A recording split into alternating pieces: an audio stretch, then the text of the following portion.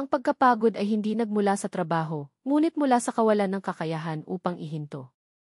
Kami ay kumbinsido na ang isa pang tawag, isa pang email, ang isa pang gawain ay makatipid sa araw ngunit sa huli, kung ano ang nananatiling walang bisa. Hindi ito buhay, ito ay isang hindi makahinga lahi.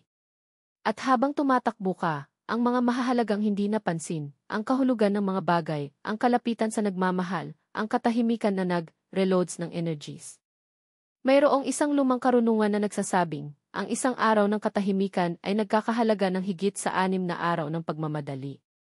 Ang pahinga ay hindi isang pribilehiyo para sa tamad, ngunit isang gawa ng katapangan. Ito ang sandali na hindi ka naalipin sa mga obligasyon at ipagpatuloy ang kontrol ng pagkakaroon mismo. Hindi ito ang mga bagay na nagdidikta sa iyong mga hakbang o ang pagkadalian na nagtutulak sa iyo. Ibabawi mo ang karapatang sabihin sa oras, sapat na. At iyon ay pinaglingkuran ka ng oras. Ang lihim ay simple at sa parehong oras nakakatakot. Hindi ito ang gawain na kumukonsumo ng mga tao, ngunit ang kakulangan ng mga break. Ang isang kandila ay nagniningning ng higit pa kapag protektado mula sa hangin. Ang puso ay tumama sa ritmo ng pagsisikap at pahinga. Kaya dapat itong maging isang mahusay na linggo, 6 na araw ng aktibidad na sinuportahan ng isang araw ng katahimikan. Kung wala ito, ang kahulugan ay nawala, ang mga layunin ay nawawalan ng hugis, ang isip ay nagiging isang walang katapusang ingay. Natuto kaming maniwala na ang pagtigil ay talo. Natatakot kaming hayaan ang isang pagkakataon, makaligtaan ang isang pakinabang, manatili sa likuran. Ngunit ang katotohanan ay kabaligtaran, talo ka lang kapag hindi mo alam kung paano magpreno. Ang pagkabalisa ay nagnanakaw ng iyong pansin, at ang kawalan ng pansin ay nagnanakaw ng iyong mga resulta. Kapag hinila ka ng lahat, walang lakas na naiwan para sa kung ano ang talagang mahalaga, malinaw na pag-iisip, pagmamahal, matahimik na konsentrasyon. Sa aking pamilya, ang araw ng natitirang araw ay nagsimula sa parehong paraan, ang mga telepono ay naka-imbak, ang mga saradong computer, ang mga pinalambot na ilaw. Sa mesa, tinapay at alak, sa mga mukha, katahimikan at ngiti. Ito ay sa puwang na ito na ang mga kwento ng mga ninuno ay lumitaw, ang mga pag-usap na walang oras na magkaroon, ang pasasalamat sa linggo ay nabuhay. At sa tuwing nangyari ang parehong bagay, natunaw ang hindi mapakali at sa lugar nito ay lumitaw ang kalinawan. Kinabukasan, ang buhay ay hinihingi muli ang pagsisikap, ngunit ngayon mayroon kaming isang mapagkukunan mula sa kung saan kukuha ng lakas. Ang sandaling ito ng pahinga ay tulad ng isang palasyo sa oras, walang mga pader, walang mga screen, walang mga patalastas. Isang dalisay na puwang kung saan ka magkikita muli. Doon, ang lahat ay bumalik sa lugar nito, ang pera ay isang tuol lamang, hindi isang idolo, ang trabaho ay isang paraan, hindi isang parusa, ang pamilya ang sentro, hindi na isang item sa agenda. Naaalala mo kung sino ito at kung bakit mo pinili ang landas na ito. Kung ang linggo ay tila pisilin ka tulad ng isang bitag, ang solusyon ay hindi upang magdagdag ng isa pang diskarte sa pagiging produktibo sa listahan. Ito ay sa pagtatatag ng isang bilis, 6 na araw ng pagkilos, isang araw ng pagkakaroon. Ang balanse na ito ay ginagawang nababanat ang tao. Ang mga panlabas na suntok ay tumitigil sa pag-ilog sa loob. Hindi ka pinipigilan ng katahimikan sa buhay, ibabalik niya ito sa kanya. Ang isang araw ng katahimikan ay nagbabago sa buong linggo. Ito ay hindi mahiwagang o walang laman na espiritualidad. Ito ay isang praktikal na teknolohiya upang pamahalaan ang pansin, layunin at enerhiya. Subukan ito ng isang beses at pakiramdam tulad ng linggo upang i-drag ito at hawakan ang panloob na axis. Kapag pinasok mo ang katahimikan, nag-udyok ito ng mabagal na pag-iisip. Hindi na ito ang salpok na nag-uutos, ngunit ang pagpili. Pansin, sa sandaling nagkalat, concentrates. Sa mga oras na ito ay ipinanganak ang mga desisyon na makatipid ng mga linggo at mga mapagkukunan. Ang isang oras ng malalim na katahimikan ay nagkakahalaga ng higit sa 10 oras ng kaguluhan. Ang malaking problema sa modernong mundo ay hindi ang kakulangan ng oras, ngunit ang kawalan ng kakayahang off ang ingay. Nakatira kami sa isang panahon na walang isang minuto ng katahimikan. Ang cellphone ay hindi tumitigil, hinahabol kami ng advertising, sumalakay ang balita kahit na pagtulog. Natatakot kami sa katahimikan habang natatakot tayo sa kawalang kasiyahan. Ngunit tiyak na ang kanyang kawalan na nagpapasigla sa atin, nagpapahina at nagpapasigla. Isipin ang isang kandila na sumusunog ng walang tigil. Maganda ang apoy, ngunit kung hindi ito protektado kahit na sa isang iglap, ang anumang hangin ay nagtatanggal nito. Ang parehong nangyayari sa amin. Nang walang mga pahinga, marupok tayo. Ang bawat maliit na setback ay nagpapatatag sa amin. Ang bawat balita ay sumisira sa konsentrasyon. Nawalan kami ng katatagan dahil nakalimutan natin ang ritmo. Ang isang millennial na karunungan ay nagtuturo, magtrabaho ng 6 na araw, ngunit sa ikapitong, huminto. Hindi ito isang makatwirang pagkakasunod-sunod. Ito ay isang kaalaman tungkol sa kalikasan ng tao. Ang mga nabubuhay ng hindi tumitigil ay tulad ng isang patag na lalagyan, maaari silang sumipsip ng kaalaman, pera, gawain, ngunit ang lahat ay tumutulo. Ang natitira ay nag-aayos ng pagtagas na ito. Pinapanumbalik nito ang integridad upang ang itinayo sa loob ng linggo ay hindi nag-aalis ng pulbos. Kinumpirma ng modernong pananaliksik. Elena. Napag-usapan ni Daniel Kahneman ang tungkol sa dalawang mga sistema ng pag-iisip, ang mabilis at mabagal. Sa pang-araw-araw na buhay, nakatira lamang tayo sa mabilis na mode, reaksyon, pagtugon, pagtakbo. Ngunit nang walang mabagal, mapanimdim na mode, nagkakamali tayo, nawalan tayo ng pera, masira ang mga relasyon. Kinokonekta sa amin ng rest ang pangalawang sistemang ito, at ang isang solong araw sa bilis na ito ay maiwasan ang 12 ng mga pagkabigo sa linggo. Nakilala ko ang isang taong nagsabi, hindi ko kayang magpahinga. Pagkalipas ng mga taon, kinuha ito ng lahat, kalusugan, pamilya, trabaho. Ang isa pa, na nangahas na magpahinga, ay nakatayo sa parehong panahon, dahil sa bawat 7 araw ay nakuhang muli ang kalinawan. Ang pagkakaiba ay hindi sa talento, ngunit sa ugali ng pag-iingat ng ingay. Natatakot tayo na, kapag nagpapabagal, mag-aaksaya tayo ng oras. Ngunit sa katunayan, nawala natin ito kapag hindi natin alam kung paano titigil. Ito ay tulad ng pagmamaneho sa mataas na bilis sa maling direksyon, dumating ka ng mas mabilis, ngunit hindi kung saan nais ko. Ang pagpaos lamang ang nagbibigay, daan sa iyo upang suriin ang landas. Ang problema ay hindi ang kakulangan ng oras, ngunit ang katotohanan na tumatakbo sila sa pagitan ng kanilang mga daliri.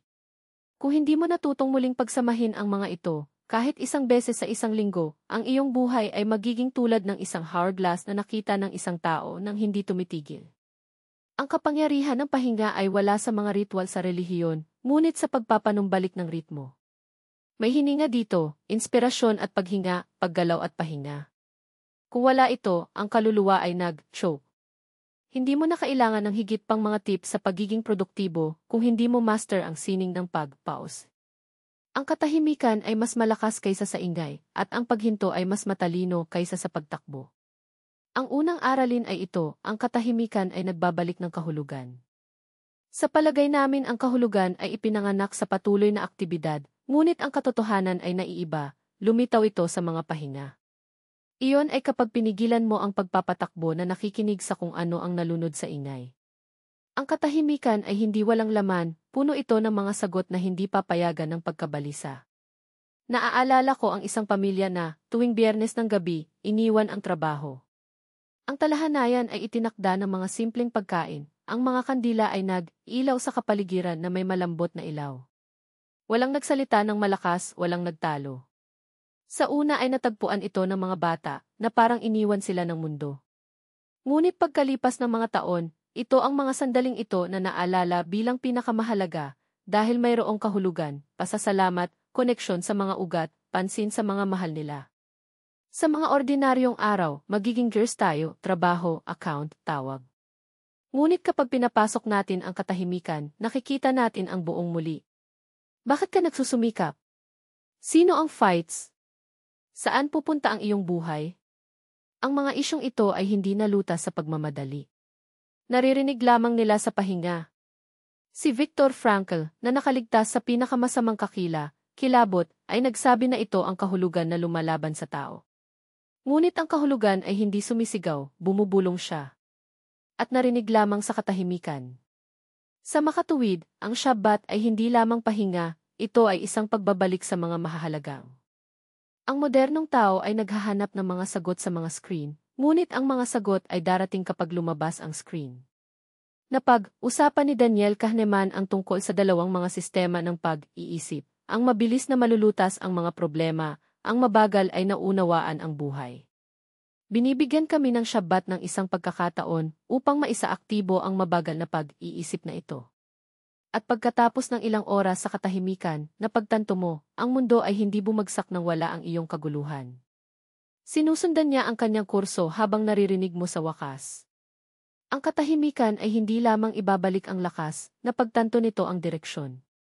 Huminto ka sa pagkapit sa hindi sinasadya at simulan ang pagpili ng kung ano ang mga bagay. Ito ay tunay na kayamanan dahil ang mga nakikinig sa layunin nito ay palaging mas mayaman kaysa sa mga tumatakbo pagkatapos ng mga pakinabang. Sinasabi ng isang karunungan ng mga Hudyo, sino ang nakakaalam kung bakit ito nabubuhay, ay sumusuporta sa anumang paraan. Ngunit ito dahil hindi mo ito binibili, hindi ka nagnanakaw, huwag mag-SCV, naririnig mo lang. At iyon ang dahilan kung bakit mayroong araw ng katahimikan. Kung sa palagay mo ay nawala ang buhay, subukang tumigil ng ilang oras. Makikita mo na ang kahulugan ay hindi nawala. Inaasahan lang niya na matalo ka ulit upang makipag-usap muli. Ang pangalawang katotohanan ng Shabbat, oras bilang sagradong space. Nasanay kami sa pagpapahalaga sa mga bagay, bahay, damit, kotse. Ngunit ang pinakadakilang kayamanan ay oras. Hindi niya ibinebenta ang kanyang sarili. Hindi ito maiimbak sa isang dibdib at mailigtas mamaya. Sa bawat oras na nabuhay magpakailanman.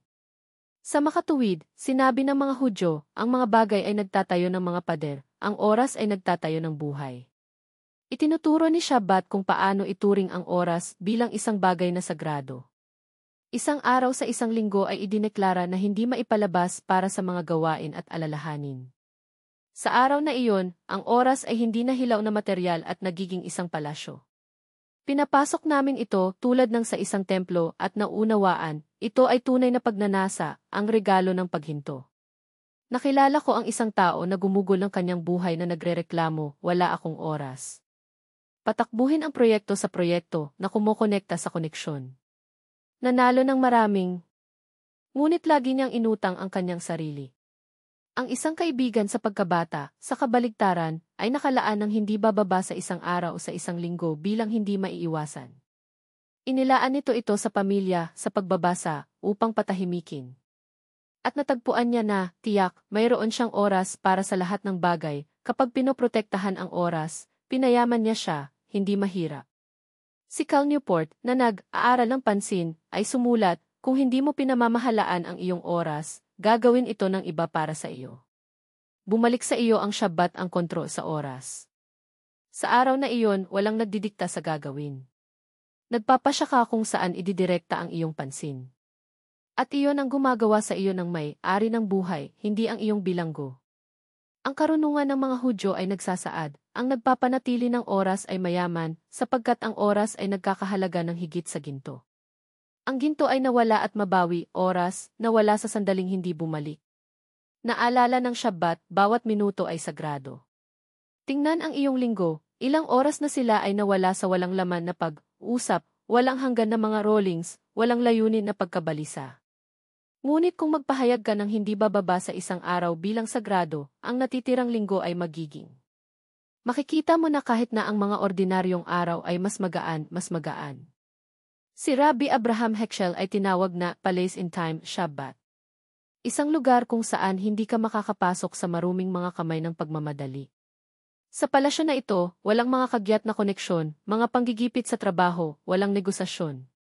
Mayroon ka lamang, ang iyong susunod at ang katahimikan na nagpayaman sa iyo. Madalas nating hinahabol ang puwang, nais namin ang mas malalaking bahay, mas magagandang bagay, ngunit nakalimutan natin na ang tunay na pagnanasa ay ang espasyo ng oras. Itinuturo lamang ni Shabbat na, paggalang sa mga oras bilang sagrado. Kung sa palagay mo ay nawala ka sa karera, huminto. Isang araw kung kailan ipinahayag ang oras na sagrado ay babalik sa iyo ang pakiramdam ng kapunuan. Ang nasabing Ben Shahar, isang mananaliksik ng kaligayahan, ay itinuturo na ang pasasalamat sa mga relasyon ay ang batayan ng kagalingan. At iyon mismo ang nagsisilbi sa isang araw kung saan ang lahat na napakarami ay tinanggal at ang mga tao lamang ang mananatili. Tumingin sa buhay sa paligid mo, ilan ang nag-iisa na nag-iisa hindi para sa kakulangan ng pera, ngunit para sa hindi pagkakaroon ng relasyon. Gaano karaming mga pamilya ang nananatiling nagkakaisa sa pamamagitan ng ugali ng pagtitipon, kahit isang beses sa isang linggo. Ito ang lakas ng Shabbat. Hindi lamang nito pagalingin ang kaluluwa, kundi pati na rin ang mga relasyon. Ang yaman na walang koneksyon ay walang laman. Ang pera na walang pagmamahal ay mga malamig na pader lamang. Ipinapaalala sa amin ni Shabbat, ang totoong lakas ay ang pagbuo ng mas malalim na mga bono kaysa sa anumang gusali. Subukang mag-alay ng isang gabi lamang sa ito. Patayin ang lahat at pakiramdam sa mesa na gusto mo. Makikita mo, mag-iisa ang pag-uusap. At ngayon, maunawaan mo na ang kayamanan ay hindi mga numero sa isang account, ngunit ang kalapitan ng mga susunod sa iyo. Pinapanatili ni Shabbat ang simple, ngunit dakilang katotohanan, ang malalim na ugnayan ay ang pinakadakilang kapital ng isang tao. Ang ikalimang katotohanan ng Shabbat ay katahimikan bilang isang mapagkukunan ng anti-fragility. Ang modernong mundo ay ginagawang mahina tayo. Palagi kaming konektado, palaging naghihintay ng balita, palaging tumutugon. Ang isang mensahe ay maaaring masira ang araw, ang isang koneksyon ay maaaring mag-dismantle ng mga plano, ang isang error ay maaaring hindi balansehin sa amin. Kami ay nagiging marupok tulad ng baso. Bumalik si Shabbat sa mga tao ang lakas ng pagiging antifragile. Sa katahimikan, tumitigil tayo na umasa sa pagkakataon. Kapag pinapatay natin ang ingay para sa isang araw, napagtanto namin, ang mundo ay hindi bumagsak kung hindi tayo tumugon sa isang email. Ang pera ay hindi nawawala kung hindi tayo magsasara ng isa pang negosyo. Nagpapatuloy ang buhay kahit na huminto tayo. At sa pag-unawa na ito ay ipinanganak. Nakilala ko ang isang tao na naninirahan sa patuloy na gulat. Anumang detalye ay umalog sa kanya, isang patak sa bag, at nawalan siya ng pagtulog, isang pagkaantala sa sweldo, at nawalan siya ng pananampalataya. Ngunit may isa pa na, bawat linggo, nakalaan ng hindi bababa sa isang araw ng walang balita o tumatakbo. At tiyak na siya ang sumuporta sa mga suntok, sapagkat alam niya, ang mundo ay hindi sumusuporta sa mga kaganapan, ngunit sa isang panloob na core.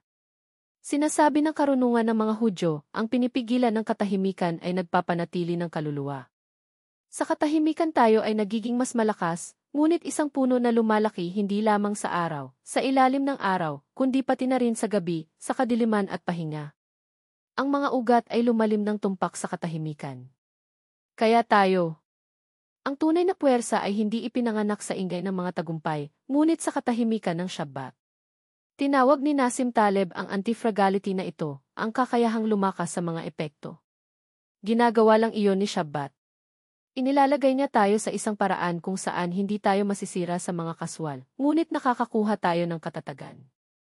Ang katahimikan ay nagpapalakas dahil tinatanggal nito ang hindi kinakailangang stimuli. At mayroon lamang mga mahahalagang. Subukan ang iyong sarili. Gumastos ng hindi bababa sa isang araw ng walang balita, wala. Magbayad ng walang mga social network. Sa una ay maaaring tila nawawalan ka ng pakikipag-ugnay sa mundo, ngunit pagkatapos ng ilang oras ay malalaman mo ang kabaligtaran. Ito ay sa sandaling ito na ibabalik sa iyo ng mundo ang iyong sarili. Itinuturo ni Shabbat, ang katahimikan ay hindi ginagawang mahina. Ginagawa nitong isang taong hindi masisira. Sa lihim na ito ay ang iyong mahika. Ang isang araw ng pahinga ay nagbabago ng 6 na araw ng trabaho sa isang matatag at matatag na buhay.